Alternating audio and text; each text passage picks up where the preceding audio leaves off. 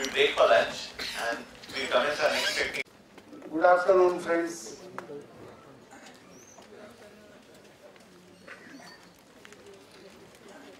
To begin with, let me state that Bombay Chartered Accountants Society and all of us are extremely sorry for the inconvenience which was caused to you during lunchtime.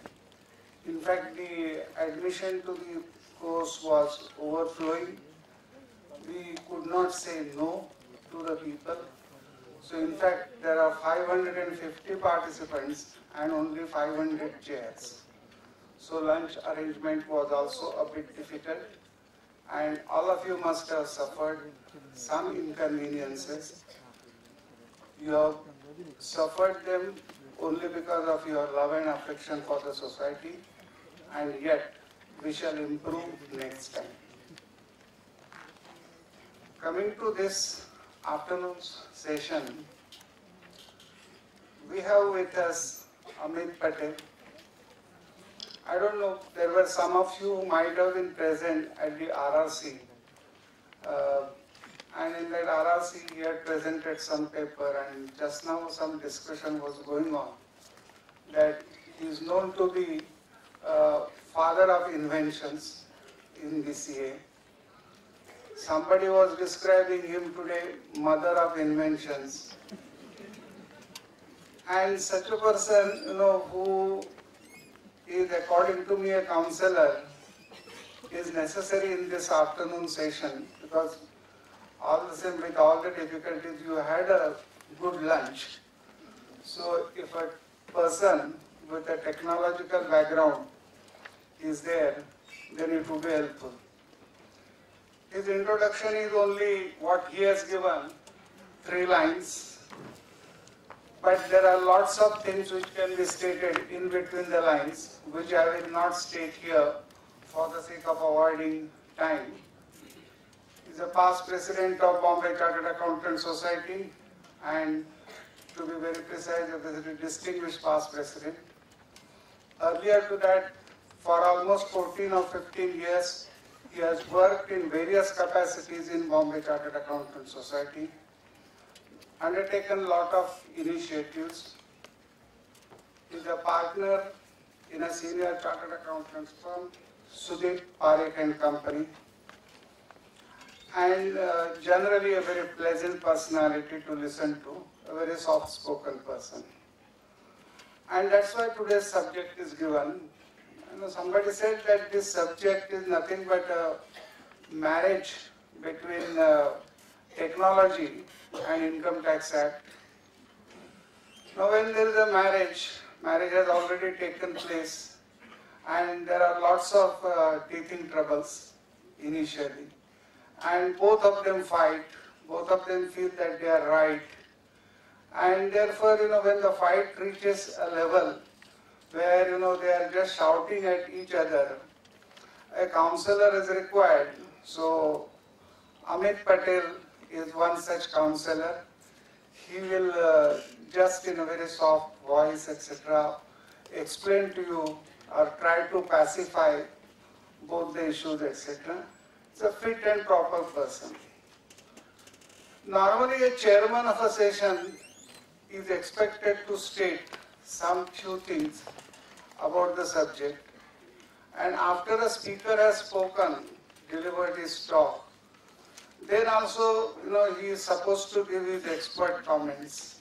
That is what expected. Here the things are different. The speaker is sort of, postgraduate in technology and income tax. And I am still in a high school stage of technology. So I am donating all my expert comments, pre and post, to Amit Patel, so that time will be saved and he will be before you. But before I ask him to come and deliver his talk and presentation, may I request Bharat Ojha to present him a memento as a mark of our love, respect and gratitude.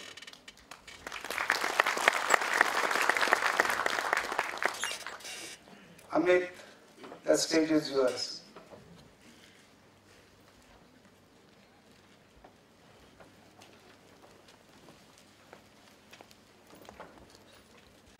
practical subject, so there is no need for the act or the rules. Thank you, Mr. Dere. It is always a pleasure to be speaking at a session where you are the chairman, because you always begin with a bit of humor and setting the tone for the session ahead. On behalf of the society, you apologize for the inconvenience caused to the participants. I think the finance minister needs to apologize to the more than the inconvenience caused to all the tax deductors and the deductees on account of the stupid law that we have. Maybe the chairman of the taxation committee may kindly forward this request of mine to the finance minister, who of course has decided not to contest the next elections. So maybe he will not remain the FM, but he definitely deserves to be informed about our problem. He also, chairman of this session, referred to me as fit and proper. In this context, I am reminded of Jignesh Shah of Financial Technologies, who was also considered as fit and proper some months back, and that label has been taken away now. So that labels are very, mischievous and can be taken away maybe at the end of the session by the chairman. Anyway, let me begin my talk. There are some very basic slides that I have kept because I thought that since this is dealing with practical issues, for the sake of completeness, let us have all the information under one head. So the first few slides may seem basic to you. It may help you in settling down after the presumably heavy lunch. Please bear with me. First of all, who is supposed to mandatorily file TDS returns through e-media? So the corporate and the government deductors or collectors, any other deductor who is required to get his account audited under 44 AV of the Act, that is the tax audited assessees, and in all other cases where the number of deductee records in a particular statement exceed are 20 or more. In all these cases, the TDS statements need to be filed in electronic media. One peculiar thing is that in the Income Tax Act, the TDS statements are never referred to as TDS returns. But the topic given to me was, issues in e-filing of TDS returns and statements. So I'll let it be. Some places, by mistake, the reference may be to TDS returns, but technically there is nothing called TDS return. It is all TDS statements. Then government utility or private software can be used for preparing the e-returns. The validation of the return is to be done through an FVU, the file validation utility. And then the three types of files are to be generated and submitted to the TIN facilitation centers through the electronic media, which can be either a CD or a pen drive. And along with those three files, that is the FVU, TXT and HTML files, you need to file physical Form 27A and the filing fees in cash. So, we are all aware that e-filing of returns, it has gone completely electronic, so we don't have to send any CD or pen drive or anything, the normal returns. So I think a time will come when even the TDS returns, hopefully, we can upload electronically instead of sending it physically. The day is not far according to me, because the way the government is going in its e-governance initiatives, we are not very far off from there. So, but of course, this is just a look into the future. Presently, we just need to send it physically to the TIN centers. And the acknowledgement, which we finally get, the provisional receipt from the NSDL, I think that needs to be kept very, very safely and securely by us, because we may require it often in future. It is the most important document as far as any interaction with traces is concerned. And therefore, the PRN number, the provisional receipt number, PRN, and the date of filing of the TDS statement or TDS return, whatever you call it, these two are critical bits of information that we need to keep handy with us whenever we are dealing with TDS matters. So, provisional receipt number looks like this. As you can see, what is circled, I don't know whether it's visible, but you also have the printout. So the PRN is circled and the date. So these two are the crucial fields that we need to keep in mind. Graphically, if one were to depict the entire process of filing of eTDS statements. It would look somewhat like this. Firstly, you fill up the TDS statement and make them ready for filing. Then you have two options. File it with NSDL FCs, facilitation centers, or file it online on the www.tin-nsdl.com. Then, in either case, the statement is then processed by NSDL and transferred to Traces for further processing.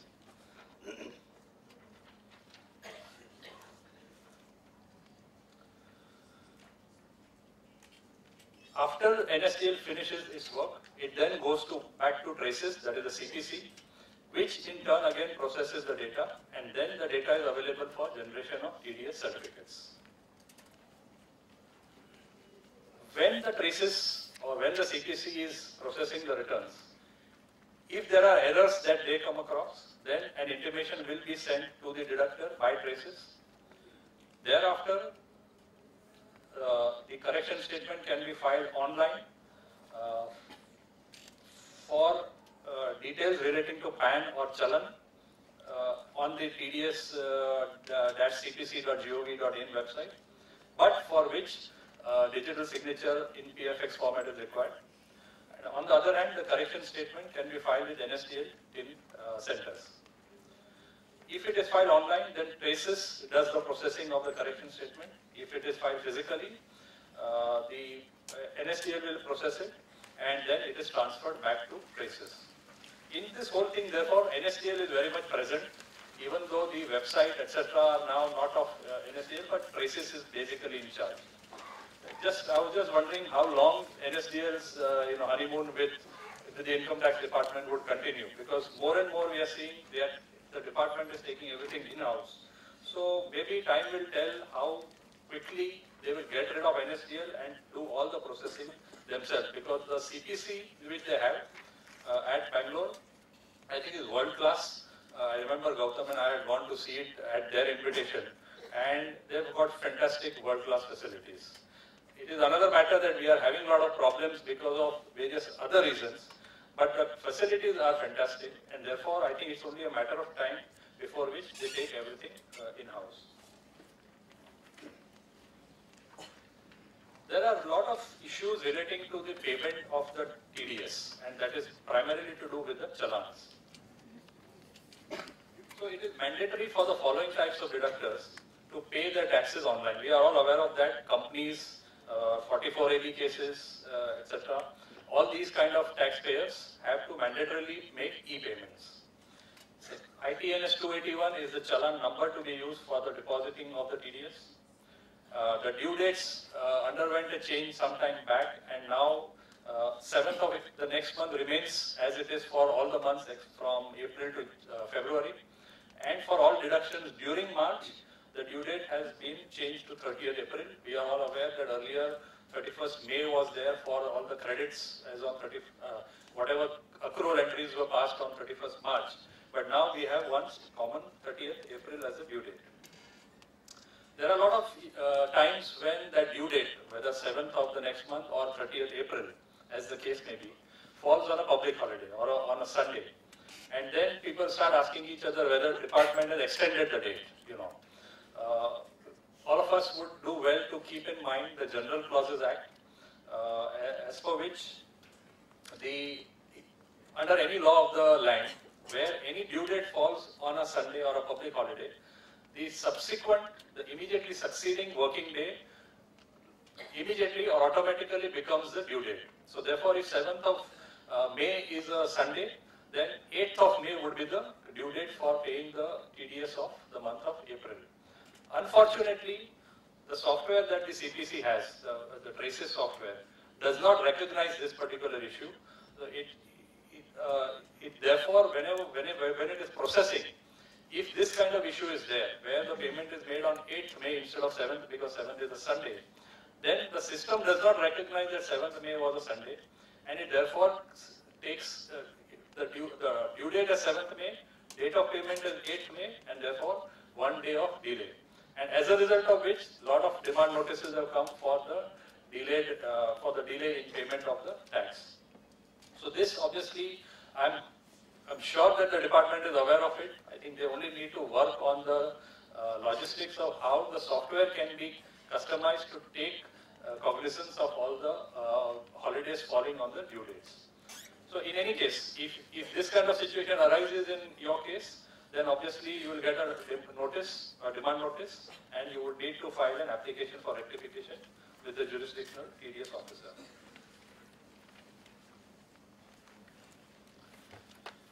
While paying the TDS, some care needs to be taken. Yeah.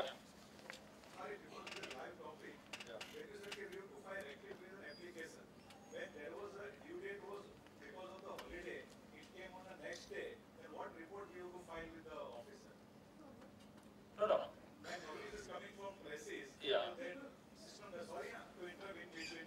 So this is a light topic, and afterwards I thought it will be difficult for me to explain also. So if, as you said, the due date was falling on the holiday and we have paid on time, because the presses did not identify this particular day, send the notice to us, then what type of rectifier report we have to? No, I think it's not a report or anything. You will have to make a normal letter and mention that this is 7th May was a Sunday, therefore under so-and-so Act, section of General Clauses Act, 8th May is the due date, I have paid on 8th May, which is not disputed by your system, and therefore this interest levy is wrong. Yeah. Yeah. Sorry? Yeah, so rectification application under section 154, yes.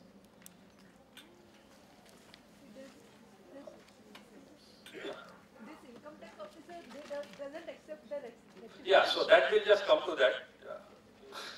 We'll come to that, yeah. But the answer to the question is to file an application. Now, what the TDS officer does, we'll come to that in a later stage.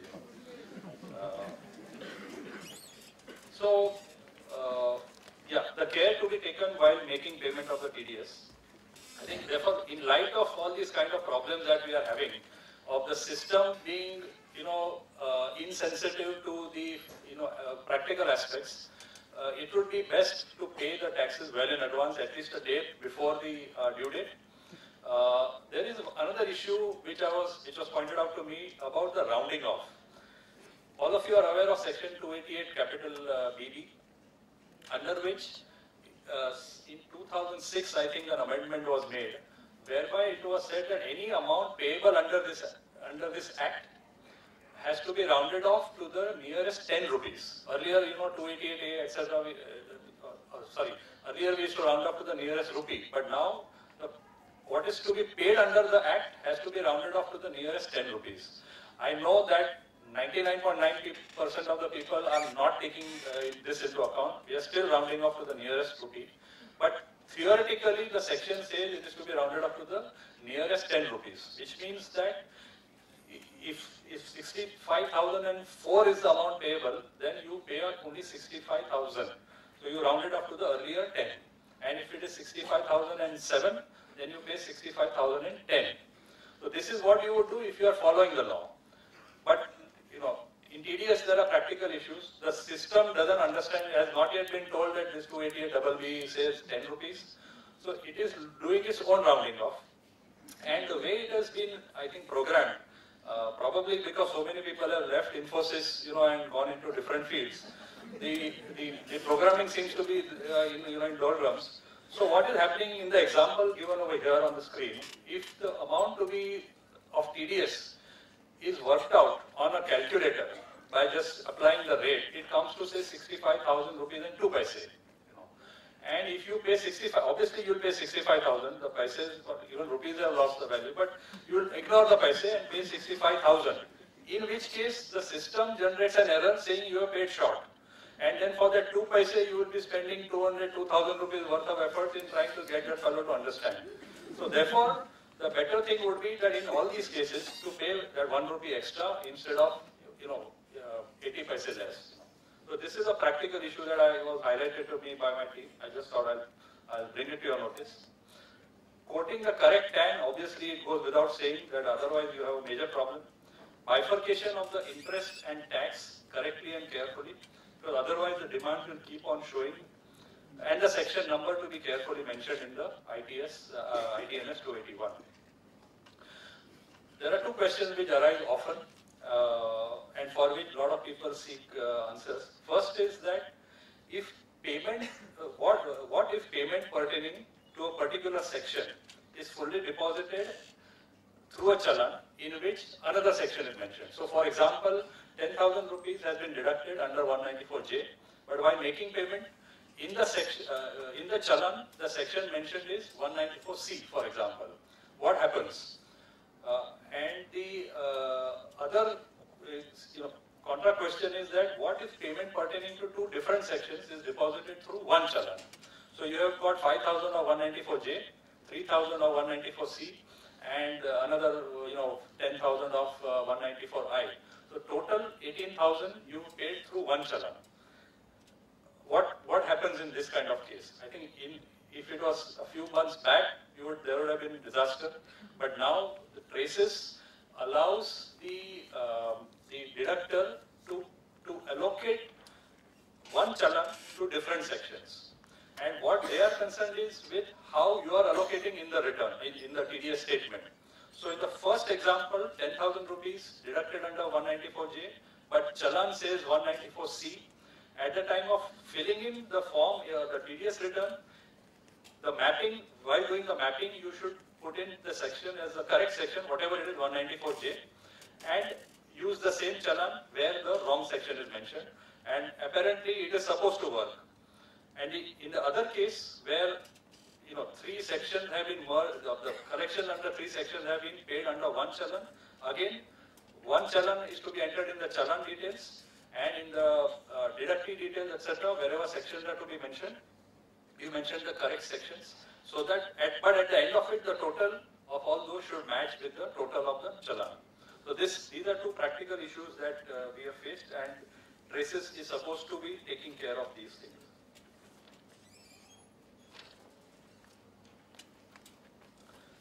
(234E), capital E, as per which fees are payable in respect of delay in filing the return. If there is a default in filing the TDS statements, then a fee of 200 rupees is payable. Now it's interesting to note the terminology used by them. It is not interest, it is not penalty, it's a fee. So because of that, there is no order passed. You may simply get a letter, because it is possible that you have not filed a TDS statement, and they come to know and they send you a notice that you have not filed. It was due on, say, 15th of July, and you have not filed till 15th September.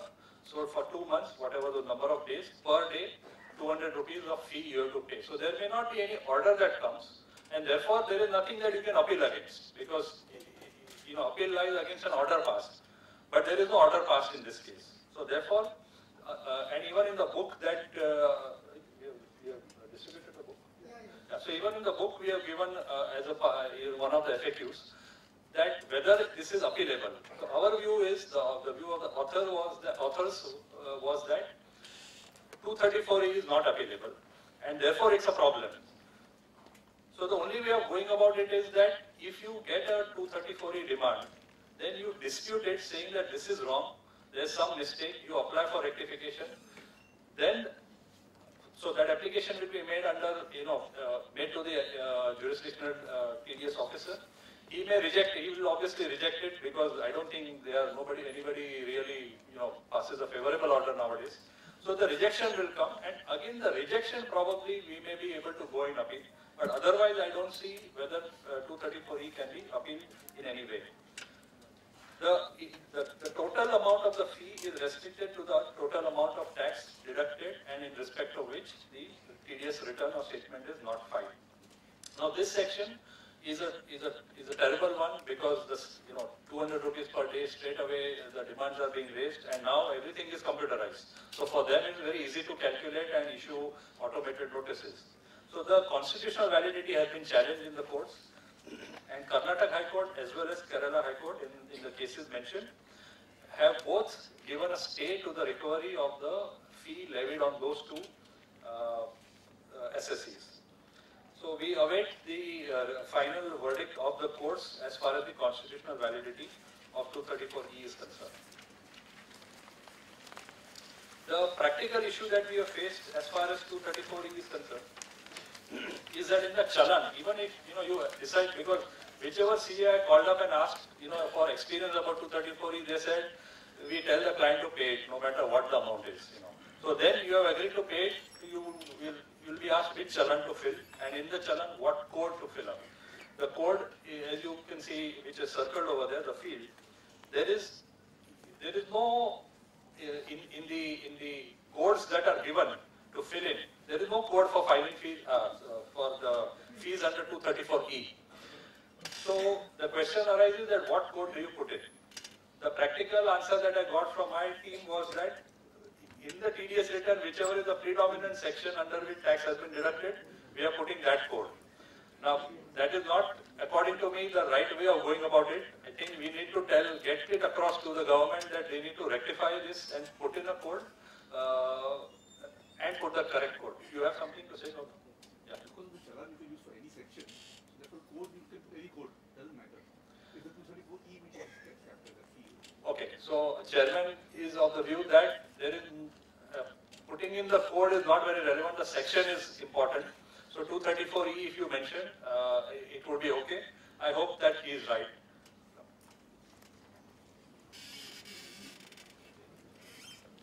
Then comes the issue of challans, mistakes in the challans, and what remedies are available. In case of online payment of challan, request for rectification can be made with the jurisdictional TDS assessing officer. And in case of physical challans, the request for rectification can be made to the bank, concerned bank, where the tax is deposited within the time given in this table. So, as if the mistake relates to the TAN or to the AY or to the amount, then within 7 days. If it relates to any other field, major head, minor head, nature of payment, then within 3 months. And if this time limit has expired, then the application will have to be made with the jurisdictional TDS assessing officer, which will again bring us back to the question that the lady had, that fellow is not doing anything, But that is, a common issue which we'll face at every second slide in this presentation.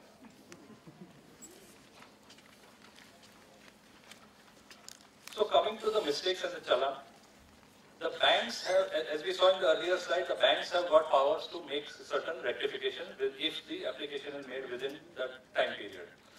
And these applications can be entertained by the bank, provided there is no correction in the name that is sought for. So in the challan, if, God forbid, you have put your own name wrongly, then there is nothing you can do. The bank will not entertain the application for rectification. The combination of correction of minor head and assessment year together is not allowed.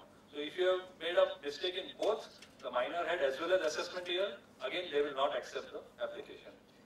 The TAN correction will be allowed only when the name in the challan matches with the name as per the new TAN. So for example, Ashok Dere's TDS challan, while filling up, his staff puts the name correctly, Ashok Dere, but the TAN is written incorrectly.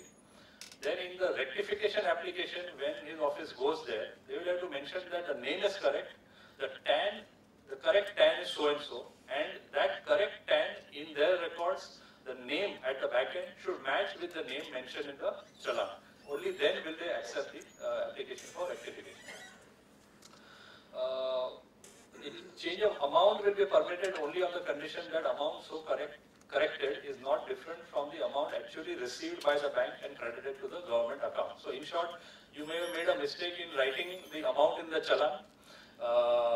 You deposited 10,000, but you wrote say 9,000 or 10,010, and the bank will then rectify it to 10,000, provided the exact 10,000 amount has been paid. For a single challan, correction is allowed only once. So the government wants you to make mistakes only once. However, where first correction request is made only for the amount, then a second correction request will be allowed for correction in other fields. There will be no, and at their end, when after they accept the application for rectification, either they will accept all the items mentioned in the application for rectification, or they will not accept anything.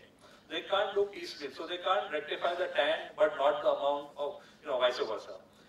So there will be no partial acceptance of change correction requests. That is, either all requested changes will be allowed if they pass the validation, or no change will be allowed if any one of the requested changes fails the validation test. So logically what it means is that if the name and the TAN both are wrong in the challan, then there is no remedy available. That money is a wasted payment by you to the government. There are a lot of painful issues relating to the PAN being valid or invalid. So PAN verification extremely important, and why?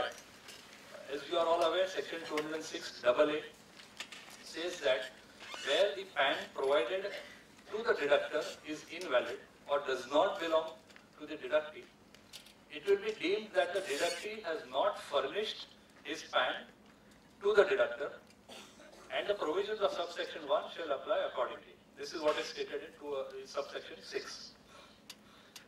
Therefore this means is that if the deductor if the deductee gives the wrong PAN to the deductor and the deductor relies on that and mentions the wrong PAN in the TDS statements, then the government software, the traces software will obviously detect the mistake. It will say that this is wrong PAN, so the wrong PAN of the deductee, and therefore that person should not get credit.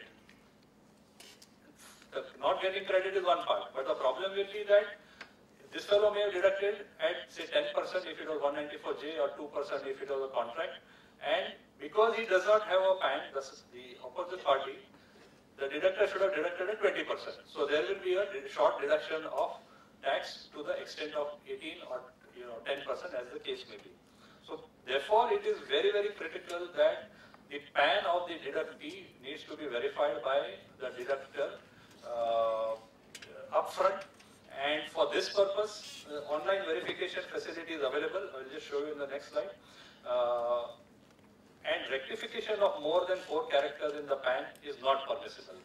So 2 digits, any 2 numbers and any 2 alphabets in the PAN can be rectified, whether it is from a valid PAN to another valid PAN or from an invalid PAN to a valid PAN. So for example, while filling in the PAN of the deductee, the data entry operator makes a mistake, and as a result the PAN which is fed in becomes an invalid PAN. There is nobody to whom that PAN is allotted. So that is considered as an invalid PAN. So here the problem is of rectifying or converting an invalid PAN to a valid PAN. On the other hand, while feeding in, the data entry operator makes a mistake, but the mistaken number, whatever is fed in, is a structurally valid number and it belongs to somebody else. So it is a valid PAN, but not of the correct deductee. In either case, the end result or the end objective would be to make the PAN valid, and correct PAN of the correct deductee should be given to the department. So there are 2 options. In both the cases, anyways, the rectification can be made only in respect of 4 characters, out of which 2 are digits, the numbers, and 2 are alphabets. Penalty under 272B can be levied for not quoting the correct PAN. I'll just come to this a little later, but I'll just put it here because this slide relates to PAN. I mentioned earlier that online verification facility is available for PAN. So on Traces website, this is where it comes on the main page. Next to the dashboard, there is a tab called Statements/Payments, in which there is a PAN verification tab. And once you select that, after logging in, you get this kind of screen where you feed in the PAN and you get the verification. Now, here, if you see, it is mentioned over here, you may not be able to read it, but information about PAN and corresponding form type is being captured and can be used to generate reports in future. This is what is very innocuously mentioned. I was just wondering, I don't know the answer, but I was just wondering, maybe Gautam may be able to throw some light on this. What do they mean that by saying that this is being captured and can be used to generate reports in future? Generate reports by whom? By the deductor or by the government? It just makes me think, because are they capturing some kind of information and trying to use it, at a future date against the deductor or for whatever reason? Just wondering that whether it is the MIS report for the deductor or for the government.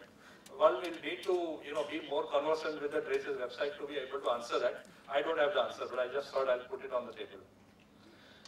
As far as the NSDL website is concerned, it is a paid facility. NSDL website also allows the feature of PAN verification, block verification, that is, but it's a paid facility, and also it is available only to a few categories of entities which are mentioned there. Department of Commercial Taxes, government agencies, RBI, the banks, depositories, the depository participants, etc. It's a mutual fund, etc. So few categories of entities can take advantage of this by making certain payment to the NSDL for using this facility. Yeah. We are receiving later, we have paid TDS on royalties at higher rate, but we don't have PAN. We have filed the return. Now we are receiving letter from the department, there is PAN error. But actually we don't have PAN in that case. We have deducted tax at rate of 25%. So what should we do for that later? So the deductee does not have a PAN, Yeah, that is and what the you have deducted at 25% because anyway it is higher than the 20% rate. And you have got a notice saying what? saying that this PAN error, you have to mention PAN. So these are practical things which are because of the software, the deficiency in the software. What should we do, sir? Yeah, correct. So these are the kind of problems that are there because of the deficiency in the software. So, and as far as Traces is concerned, I think they will not be able to rectify this. So again, you will have to make an application under 154 to the jurisdictional TDS assessing officer and point out this, that even if I don't have, because I don't have a PAN, we have to deduct at a higher rate, but that higher of the applicable rate and 20%, applicable rate was 25%, so we have deducted correctly.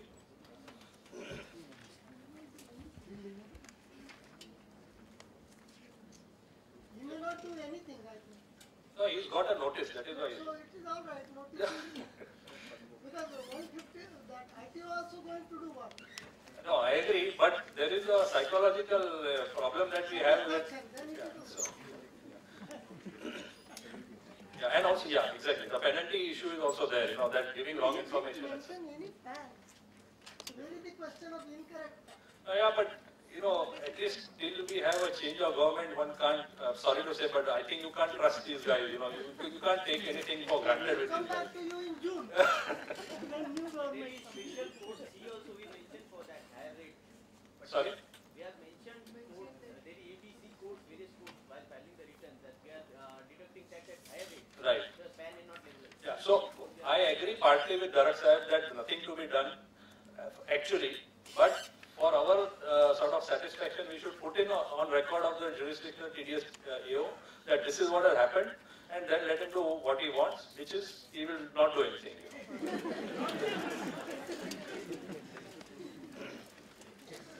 Okay. While filing the return, the PAN number was not available. After 2 days, after 30-40 days, they got the PAN number. So what is the way out? By the time the demand has already been generated actually, the 20% difference has been levied actually. Now we try to rectify that, the only 4 digits are allowed. So if you put the correct PAN number, it is not taking up. Yeah, so I think I've covered it, but anyway, I'll deal with it, that at the time of deduction, you did not have the PAN of the deductee, therefore you deducted at 20%. You filed the return also, TDS statement also, showing that there is no PAN, and therefore deducted at higher rate under whatever, the 206. And thereafter that fellow gets a PAN and he gives it to you. I think you have no option here. As a deductor, you have correctly done whatever you wanted to. Only thing is that you should, when you are issuing the TDS certificate, I think the main thing is that that fellow should get credit at the end of it, you know, because whether it is 20% or 2%, I'm just giving, suppose it was a contractor, instead of 2 you have deducted 20, so 18% higher. The bottom line is that was his problem. He did not give the PAN, so he has to suffer by claiming that extra. You will not be able to refund, neither will the government refund to you. He will have to claim it, but for him to claim it, he will need a 16A form from you, for generating which you will need the PAN of that fellow in the government record, because now TDS certificates are issued from the site. So you will have to file a correction statement, putting in the correct PAN, okay. So rectify it, put the PAN, file it, and then in the 26 AS of that fellow, hopefully he will get credit. I think this is specifically mentioned, I think, in the FAQs of the government. Just have a look. But this is the answer that is, I think in the book also we have included this one question on this. So file a correction statement with the correct PAN of the deductee, and then generate the TDS certificate for the higher amount. So that means you have deducted at a higher amount as compared to the section, and issue the certificate. He will have to claim credit for it. I can't see.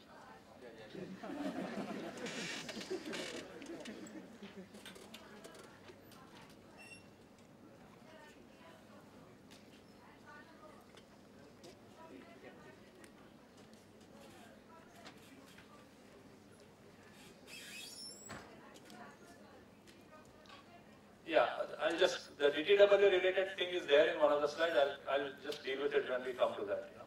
There are a lot of issues on this DTW as well as, so before anyone asks about education cess on, you know, DTW related thing, etc., those are covered in a subsequent slide.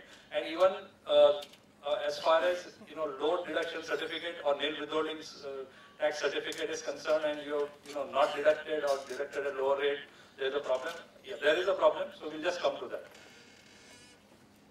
As far as the government's utility is concerned, it is completely user unfriendly.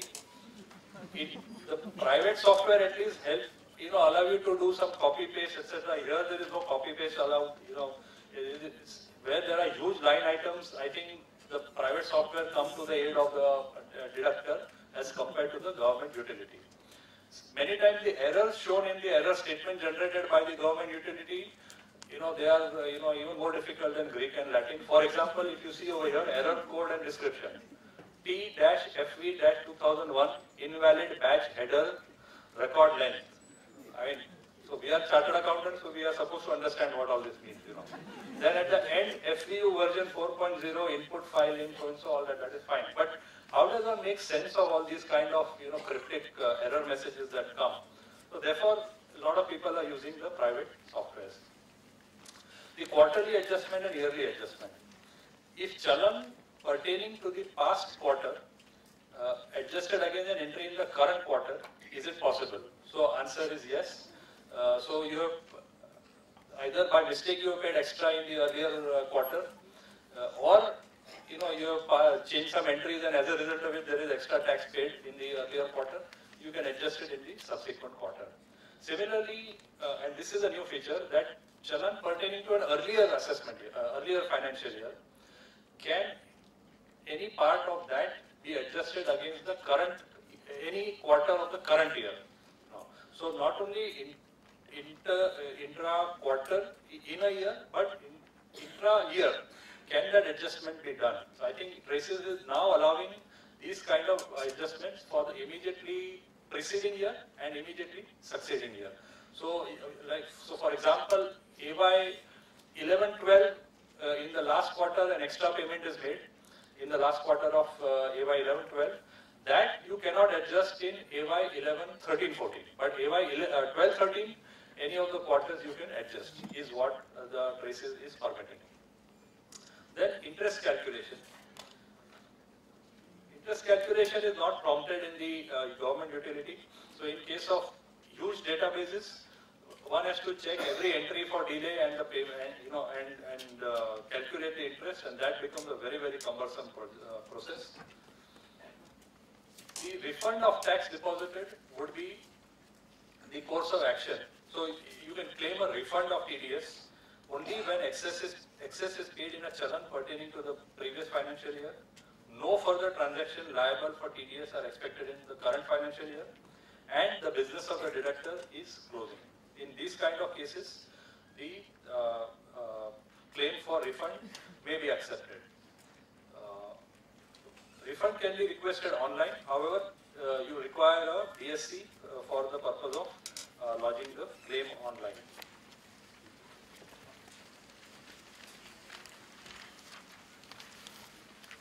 Those of us who are using private software may be aware that in many of the software, which are Excel based, there are features available for filtering of data. So one needs to be careful that before you process the TDS statement at your end, you need to remove those filters or unfilter the data. Secondly, we have to ensure that the media that you use, the CD or the pen drive, is a scanned one. It should not happen that you send it and at NSDL they find a virus in it. And also it should be non-corrupted. And there are some, practically we have found out how that things get corrupted. I'll just come to that. So while processing the return, ensure that no error file is generated. And curiously, the error file which gets generated is also in HTML format. And as we saw earlier on, there are three types of files which are to be sent to the NSDL: FVU, TXT and HTML. So when an error file gets, while processing, if an error is generated, there will be two HTML files generated: the error HTML and the normal HTML. So one needs to be careful. We have to ensure that all the three types of files are saved on the CD and pen drive and sent to the NSDL. Verify the acknowledgement received. Ensure that all the numbers mentioned in that are correct. And obviously don't keep the filing pending for the last minute, which is easier said than done. Try explaining that to the client is what my staff told me. If the due date of filing the TDS is, we covered this. Generation of Form 16 and 16A is to be done within 15 days from the due date of filing the return. Else, there will be a penalty under 272A, subsection 2. Earlier, we are all aware, we were issuing physical TDS certificates, and those were the good old days, as Dharat Sahib would say. Those were the good old days for chartered accountants. And what used to happen that we had to issue TDS certificates, say by 15th of, or say 30th April. And in the month of August, the staff took out printouts of all the TDS certificates, gave it to the, the boss. And on 3rd September, the boss is sitting and signing all the TDS certificates of the last whole year, with one day of, 15 July, another 15 September, or whatever it is. Those days are gone. So the system generates the Form 16 and Form 16, the TDS certificates. And therefore, the system puts the date. So they are very smart. Infosys is smart to that extent. That the certificates now bear the date on which you generate the Form 16A from the system. And therefore, there is no way you can fudge the date of signing or rather date of issuing of the TDS certificate. And it is therefore logical that the moment the system senses that the TDS certificates have been issued after the due date, it will automatically calculate the number of days of delay and issue the penalty notices through the system. So we need to be extremely careful. And another thing is that after Traces took over, they have started, proactively calling up the taxpayers, tax deductors, and saying that you have not generated the TDS certificate for the past quarter. So even in those cases where it was done through NSDL side, they are still calling up that you have not generated. So we have to bear with them and just tell them that we have already done the needful or we will do the needful. The online generated certificates through Traces require the TDS statement file to be duly processed. So unless Traces has processed, we will not be able to generate the TDS certificates. And in case of revision of the statement, the revised return or the revised statement needs to be processed for issue, before which you can issue the fresh certificate to the relevant vendors. So often the processing of the return, especially when it is a revised return, gets delayed by several days, either at the NSDL end or at the CPC end. And post-processing of the return, the processing of the request for the file to generate the Form 16 and 16A is also taking time. And on this, I may also point out, although not very relevant over here, but where the deductor is, you have purchased a property and you have deducted TDS, you have deducted tax from the amount that you pay to the seller. Even in that section, for that purpose also, the same process is to be followed as far as issuing the TDS certificate is concerned. You have to put in a request, the request will get processed, then you have to proactively check your My Account on Traces to see whether that certificate has been generated. You will get, when you see that, when it is generated, you will see that it is generated, and then you print it and sign it and give it to the seller of the property. I just thought I'll mention that because generally most people have not had the occasion to deal with that section.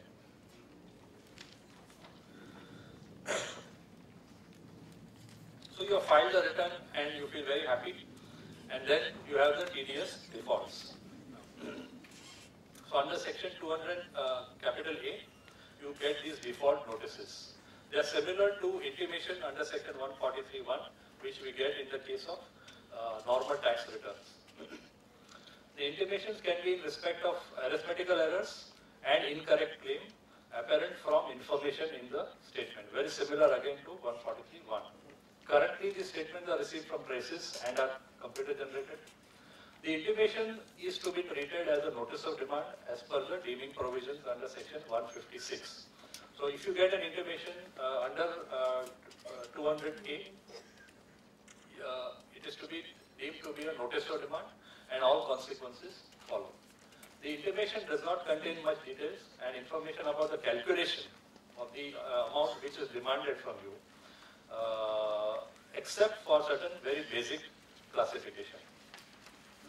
So what do you do when you receive the intimation under section 200A? You get a demand of 10 lakh rupees, and which is generally what happens to the Aam Aadmi. He is always at the receiving end.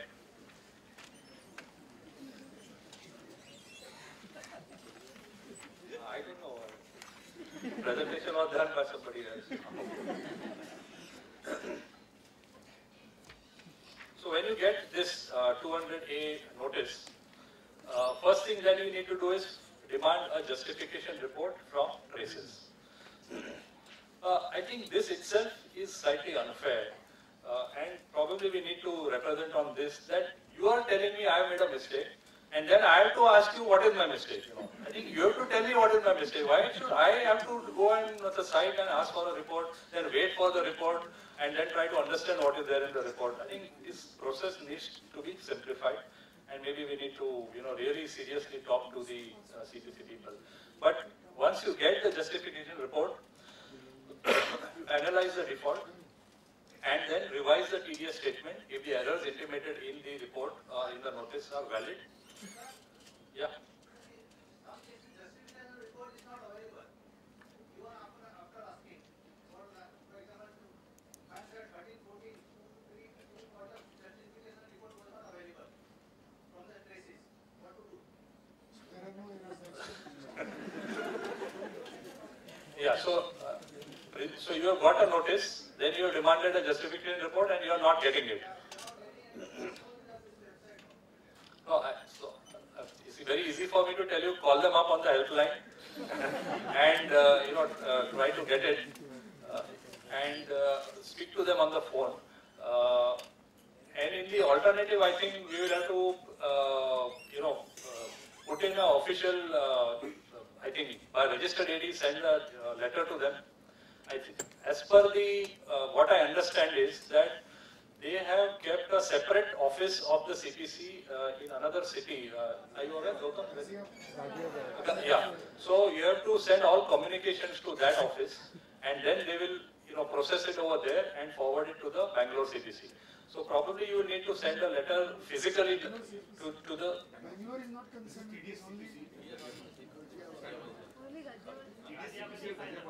Yeah. Okay. So you need to send it to the TDC to the CPC.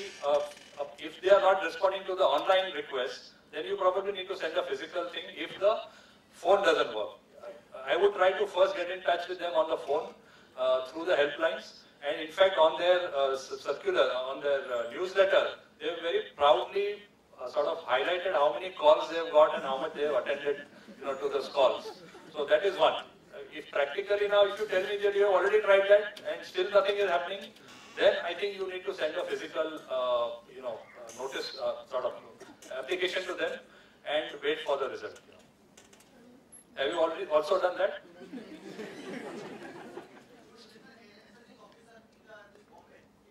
Sorry, I didn't get you.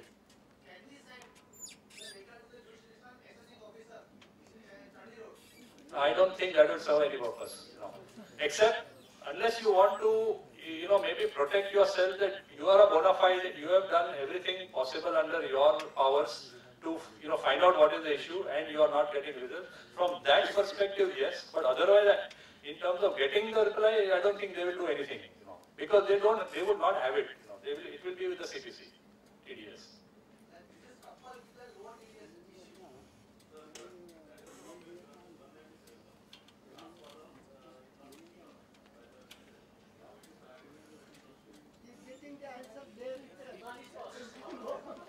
Yeah, Jayesh.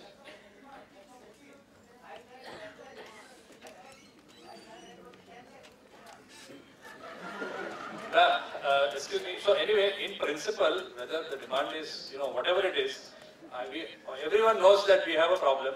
So I think maybe we'll note it down at the BCS and point out that this is a problem.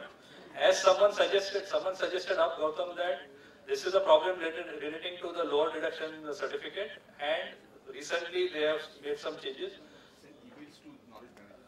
But, sir, the chairman of the taxation committee has suggested that you send an email to the knowledge manager of the society, BCAS society, km@bcasonline.org, and the taxation committee will, make a compilation of these kind of practical problems and take it up with the CTC.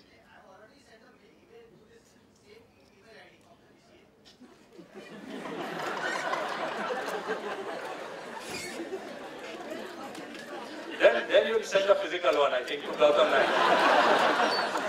Just now, not tomorrow. But I think we'll take it up. So if the email has come and it has, then we can't be like CTC. Is the KM here? No, Gautam, no, she's here. Continue the same example. If the demand is for assessment at 9:10. I'll just make one clarification. There is no extension of time as far as this session is concerned, unlike the filing of returns or PDF. Yeah, Jayesh. Last question. If the demand is for assessment at 9:10 and the justification report is not able to take it up, so what is the remedy? Because if you go to CID appeal actually, then unless you come out with the justification report, we will not do anything. So what is the remedy available? Demand is for assessment at 9:10, we are not able to take out the justification report, nothing is happening at the CID appeal level. So that is the old earlier years. I think we'll have to take it up on a case-to-case basis with the, on a principal basis, point it out to the CTC. Is it possible that you may take up this issue with Ombudsman? Because if all the remedies are lost, maybe this could be an issue which could be taken up with the Income Tax Ombudsman. No, so Maybe he may be directing the officers. yeah, this is one, but otherwise I think in principle these are all generic issues, not getting reports for the earlier year, not getting for these kind of things, etc., which need to be taken up at a group, at an organizational level. I'm sure that DCA will take it up under the accession committee.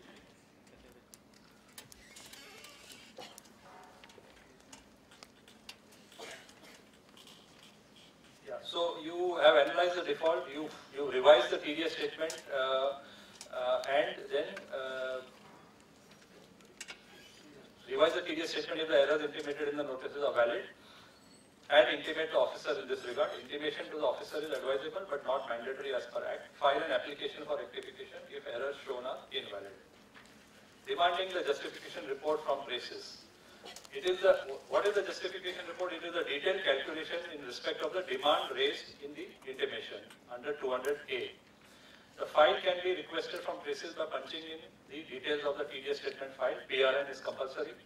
The file is then shown as available, if you are lucky, at the website after some time.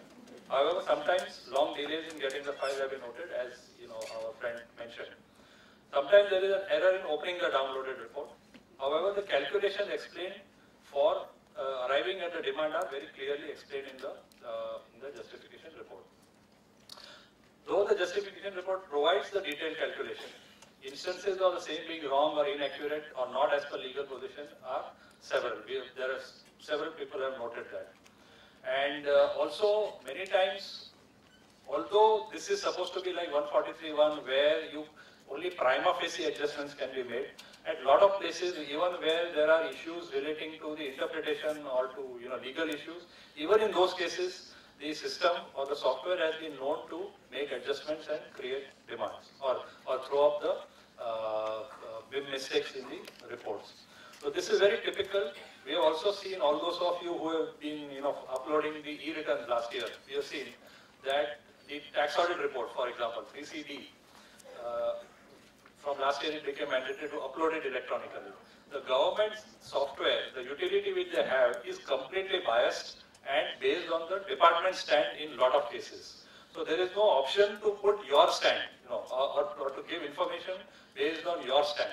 So in the same manner, I think even in this case, as far as TDS is concerned, the processing etc. is done on the basis of the departmental stand, even though the cases may be going on in the courts. And I think this is what we need to probably get more detail. If anybody has details of these kind of issues, please bring it to the notice of the taxation committee, and we would take it up with the concerned authorities.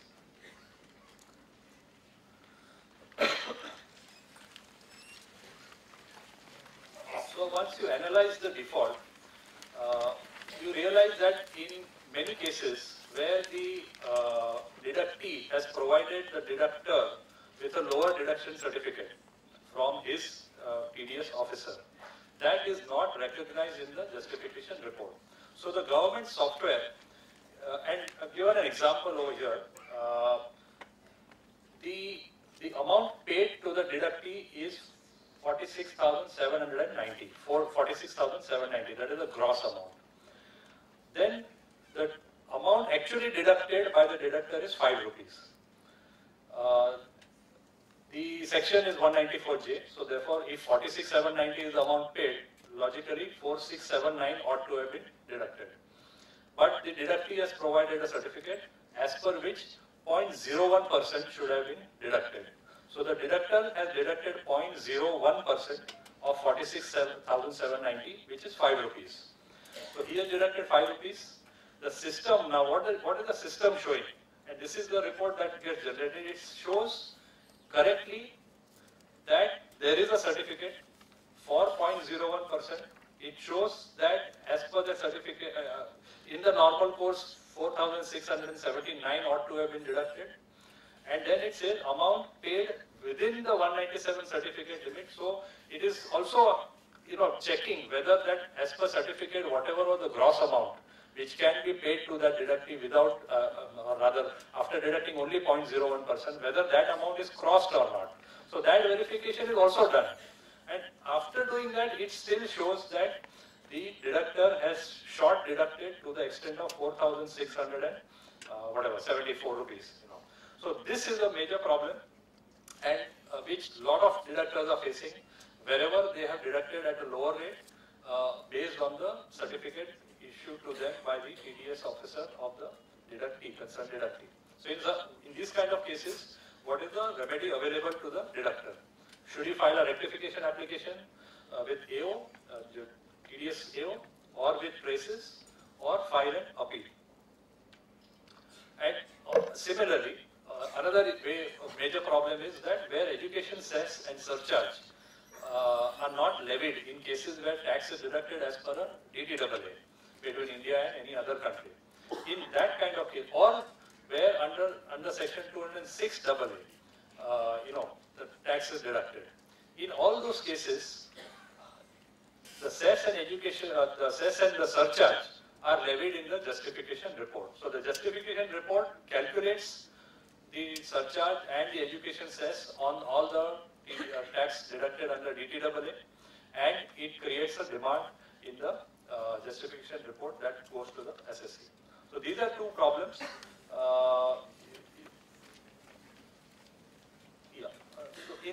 So in both these cases, what should the deductor do? I think the first option available is to obviously file an application for rectification. The system will, since the system is made like this, it will continue to show the same problem again and again. We'll therefore need to take it up with the jurisdictional AO. And if the stakes are high, I would feel that we should then go in for an appeal if the applications are failing. But other than that, at present there does not seem to be any other alternative available. Do you have anything on this? No?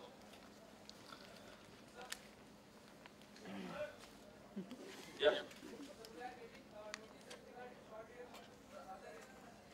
Pardon?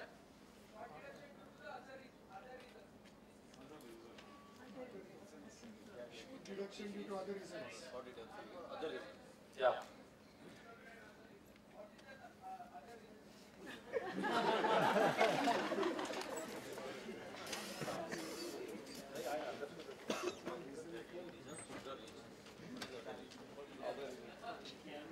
So they are mentioning that there is other reason, but what is the reason is not mentioned. I have no answer for this. I think we have to take it up, Gautam, because you can't have other, undisclosed reasons, If you can share that kind of report physically, he's got physically, Gautam.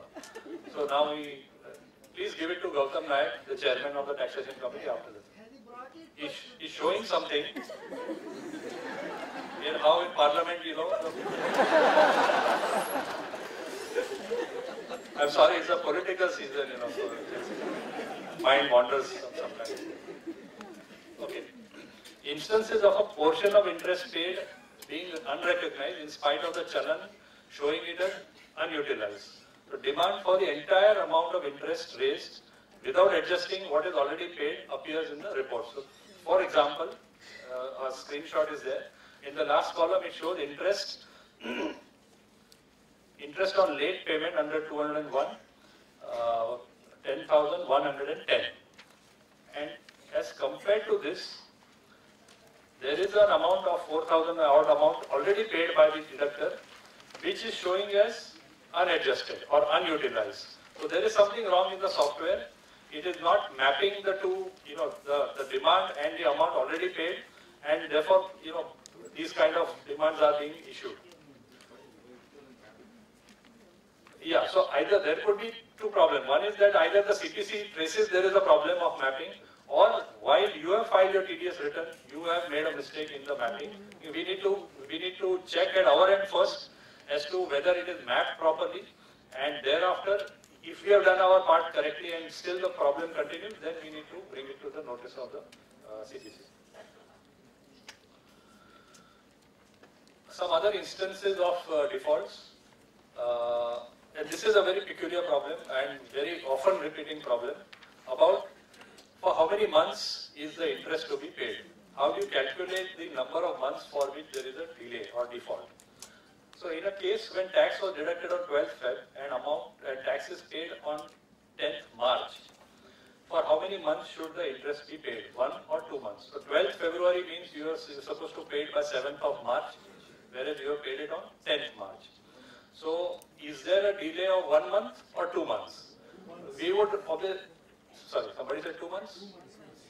Okay, so there is a section of deductors or some of us who feel that it is 2 months. Some of us on the other end are clearly of the view that there is a delay of only 1 month as far as payment is concerned. No, what law says is that from the date of deduction, you should calculate the days, months. Yeah. Okay, someone has 3 months? I think we'll just stop here. So I'm just raising an academic question, whether it is 1 month or 2 months or whatever it is, So there are these issues about how many months. The department is clearly taking it as 2 months and raising the demand, calculating the interest for 2 months in these kind of cases. Then what you feel, there's another thing, a lot of this is very common, that you have got a TAN, but there is no tax deduction in a particular quarter, and therefore you have not filed the TDS statement for that quarter. And thereafter, subsequently, you find that no, there is a deduction and an entry is passed in the books, and the the return is to be then filed.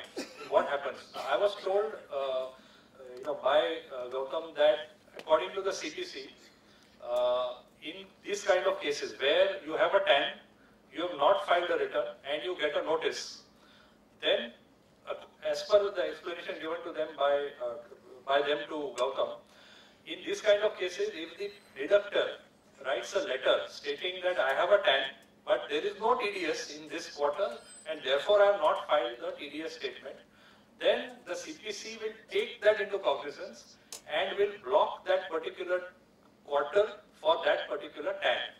And thereafter, you will not be able to file the TDS statement even if you want to.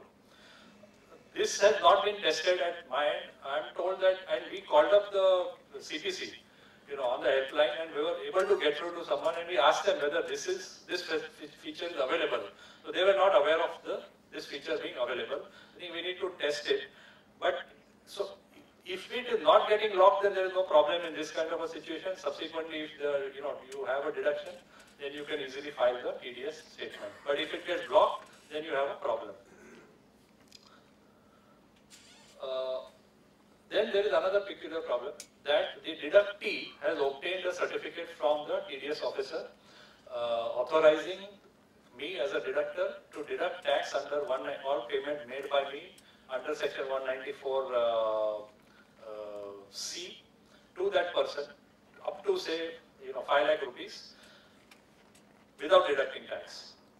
So based on that, when I am making payment to that person under 194C, as long as the amount does not exceed 5 lakhs, I will not deduct tax based on that certificate. Now the question that is posed here is that, what if I feel that the payment I am making to him is not under 194C, is covered not under 194C but under 194J? In that case, what do I do? Because the certificate talks about 194C and contractual payments, whereas I feel that I am making a payment of professional fee to that person. Should I, of course, this is also an issue of deduction of tax and not necessarily related to the e-filing.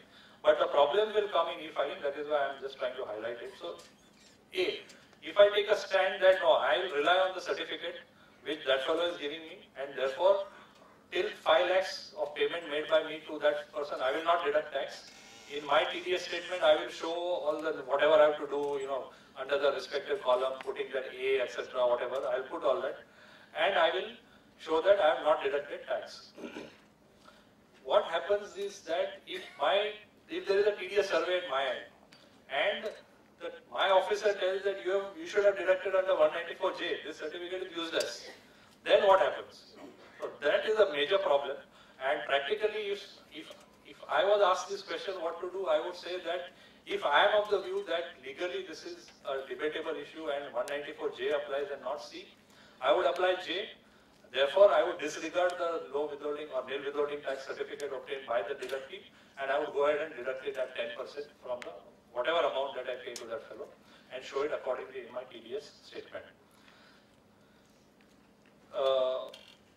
So this is based on obviously the practical experience that we have with the department, the way they are functioning and how they are, hounding the deductors for whatever defaults. So you can't be, you can't take this lightly in these kind of cases. Is my opinion, the conservative view.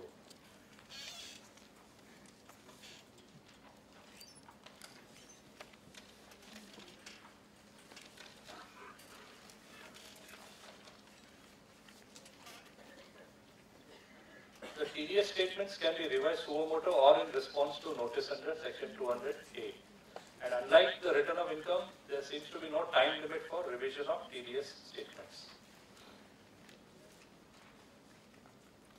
The interface, this is, everyone knows, you need to do the manual punching of the data. Everywhere there is a drop-down list, so that is a major headache. Sometimes it is easy to use if you have a drop-down list, but in these kind of databases where you have, hundreds of row items, or thousands of row items, it becomes extremely difficult to use the government utility, and therefore people are using the private software.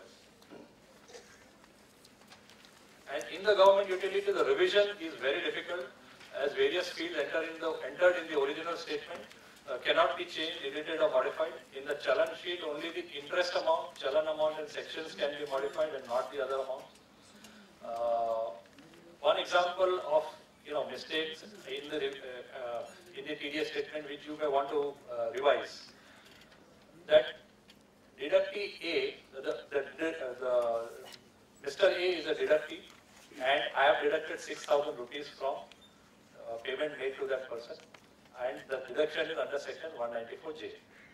I have paid it to the government under challan number 2, but in that challan I have wrongly mentioned section 194I in the deductee sheet.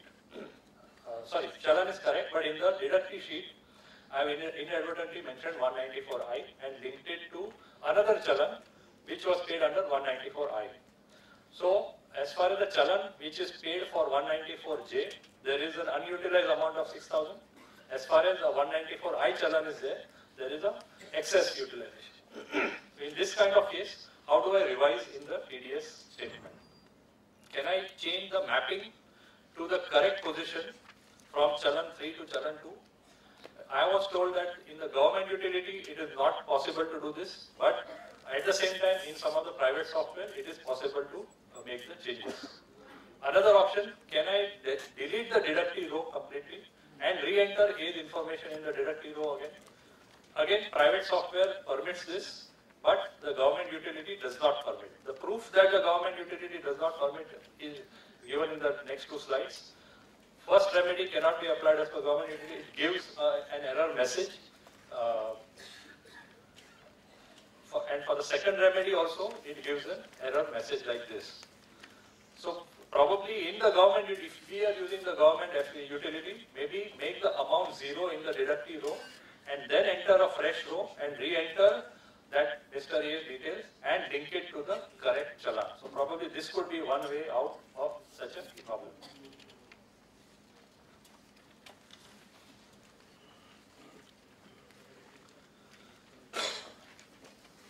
Now, having rectified the deductee related mistake, the deductor tries to open the saved file in his PS work and he will get probably this kind of an error message saying that the consolidated file that is downloaded from Traces needs to be latest. So he has worked on an earlier file and not the latest file. So there is no clarity as to how many days back, so how often you go on downloading and working on, so which is the latest file. That is a practical problem that we are facing.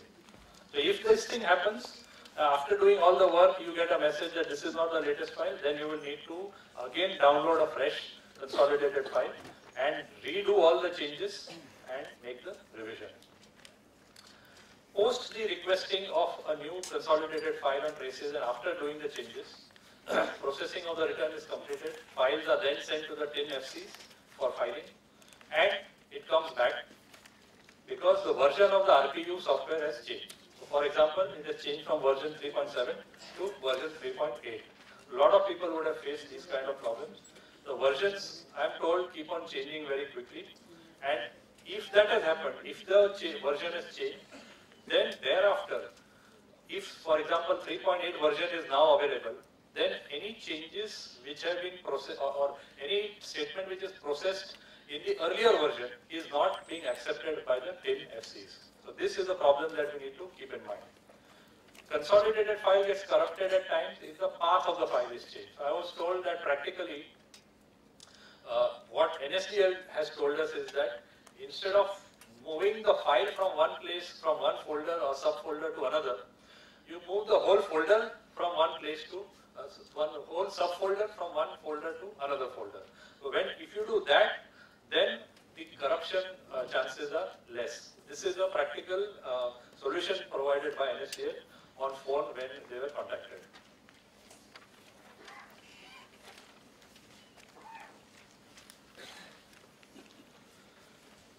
After analyzing the default, if there is an apparent error, so all this was that you were agreeing to the mistakes that they have pointed out, but on the other hand, you may not agree that there are mistakes in your TDS statement. That being the case, the option available is to apply for rectification. Some examples where there could be, an apparent error in the in the report generated by the traces is that interest calculation is wrong, or education cess is levied in a case where DTAA benefit is given, or effect of that low withholding tax or nil withholding tax certificate is not given, or any other apparent mistake, then the only mechanism for filing an application under 154 of the Act is to write to the jurisdictional assessing officer, and no recourse is available online. The jurisdictional officers at times refuse to accept the application on the ground that CPC has a jurisdiction and not the AO. So we have a typical situation, merry-go-round, you are going from NSDL to CPC to AO and just running around in circles. Somewhat like what will happen in Varanasi, in May, that there are so many candidates that the voter will be just running around from one place to another. So there are three authorities currently in the picture handling TDS related matters for the department: the AO, CPC and the NSDL, in NSDL. The common problem that we have is that jurisdictional officers refuse rectification application on the ground that it should be filed with CPC. CPC blames the delay in processing returns on NSDL. NSDL blames the delay on CPC. Rectification accepted by the AO is not communicated to the CPC, and reminder of the demand is then received after some time, often with additional interest under 220 subsection 2. So these are the problems that we have. All of us know it. What are the consequences of TDS defaults? So if you fail to apply for TAN, a penalty of 10,000. Failure to deduct tax at source, we all know that you need to first pay the tax. What you have not deducted, you are asked to pay. You are asked to pay interest. You are asked to pay 1% per month as interest, and also penalty equal to the amount of tax deductible, apart from the disallowance of the expenses that happen in the assessment. Failure to deposit tax at source, tax plus interest plus imprisonment for 3 months to 7 years, along with fine. Failure to furnish prescribed statements, a fee of 200 per day, which we referred to earlier, penalty of 100 per day, and penalties ranging between 10,000 to 1 lakh rupees. Failure to issue TDS certificate, a penalty of 100 rupees per day, during which the default continues. And of course, in all these cases, the penalty cannot exceed the amount of TDS amount.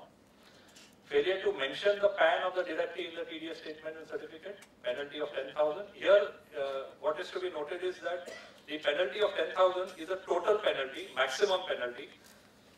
So for example, you have made 5 mistakes.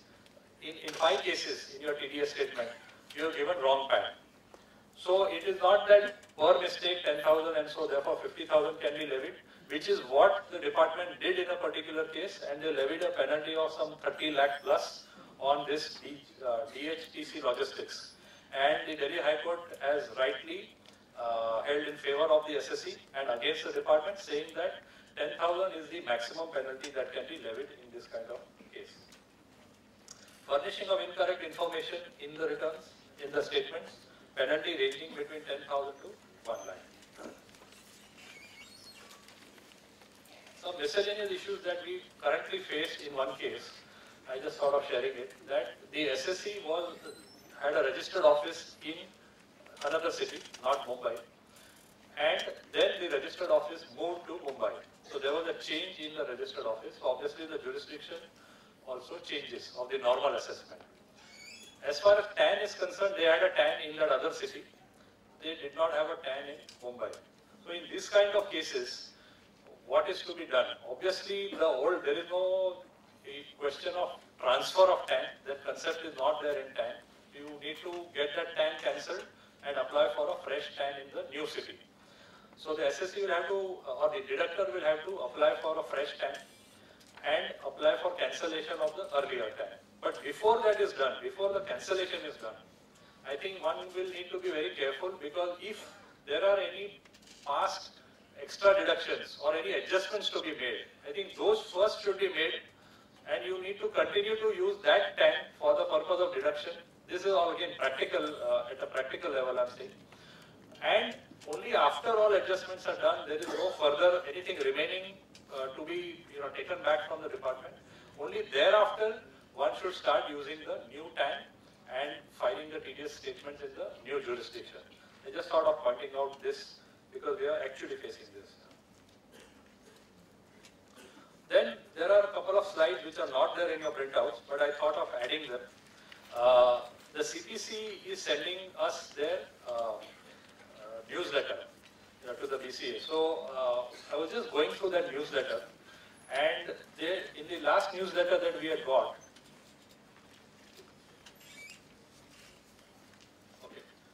it shows significant statistics as of 15 February 2014. It says that statements processed.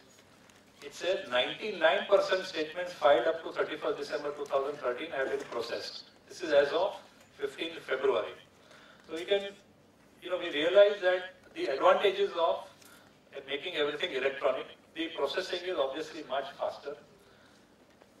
Original TDS statements processed 81 lakh 52,000 and correction statements 26 lakh 68,000. Inbound calls, I was referring to that helpline. According to them, they have got 8.6 lakhs inbound calls, 3.5 lakh inbound emails. The number of deductors registered with them are 9 lakh 92,000. Number of taxpayers 1 lakh 47,000. TDS field officers 92. So you have 1 lakh deductors almost per one field officer. The TDS certificate issued 16.5 crores. And the effectiveness of the CPC, I mean, you may laugh at this, the nomenclature given, effectiveness of CPC TDS. TDS statements filed within due date during FY 13-14 up to Q3, 23.86 lakhs.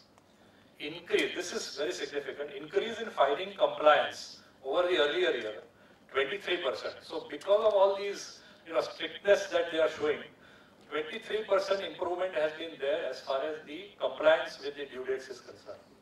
And the amount that they have collected toward late filing fees, 73 crores. I just thought of highlighting this statistics which they have given. Also some other facts which are very important for us, because the TDS officers, the jurisdictional officers often make a run around, they say it is not in our powers. So that's why I thought of highlighting this particular extract from their own circular, own newsletter, And I think in future, if any one of us has a problem with any jurisdictional AO saying, I don't have this or I can't do this, I think we can show them this, that this department own circular or own newsletter is talking about this. And what is it saying?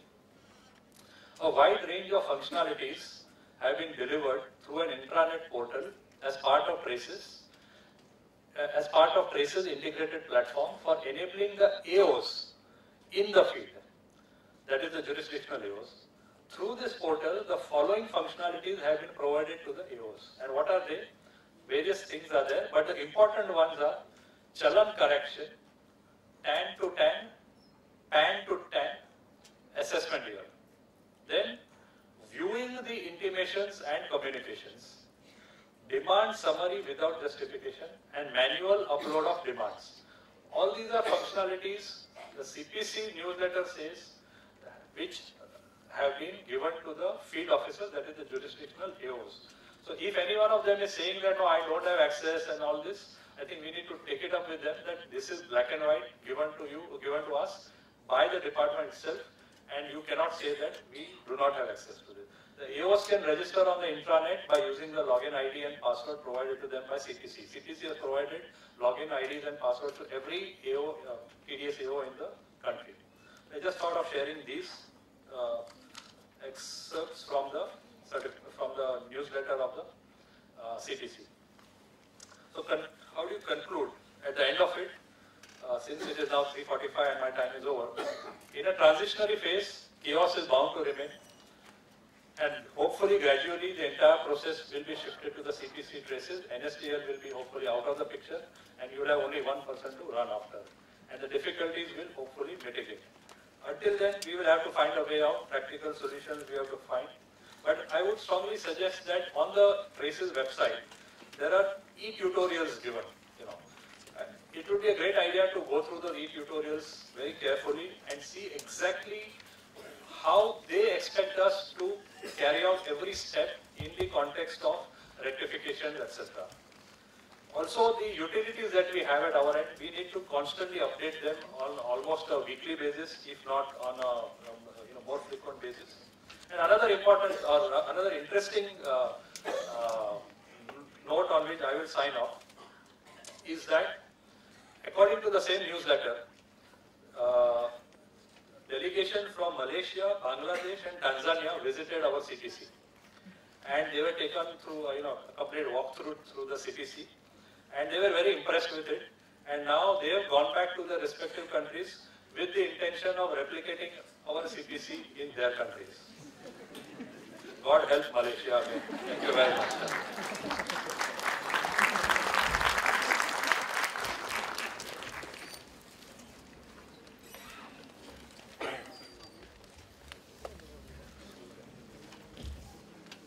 Amit is capable of answering all sorts of questions. He has that capacity. But the only thing is, there are sort of jokes going around that ultimately God started crying. Here he was a counselor, and the counselor has started crying. The dispute between the department and the assessees has reached such a stage, but no divorce is permitted. So you will have to live with it. I would earnestly urge all of you that you have plenty of difficulties, but why don't you share them with chairman of our taxation committee so that his hands are strengthened and a proper representation can be made. Whenever we talk about any difficulty or queries, the departmental officials normally say, oh, this is the one of a problem which will be taken care of. They don't know that this is a widespread difficulty that is being faced by a large number of people because we do not have the evidence with us. With these words, may I request Bharat Ojha to propose a well-deserved vote of thanks. Friends, you all will agree, post-lunch session is a litmus test for the speaker. And speaker has not allowed anybody to take a nap. Apology for the same. His presentation was lucid, covered majority of issues, and he answered majority of issues raised by the audience. I will request all participants to carry this vote of thanks with a loud round of applause. Thank you, Amit.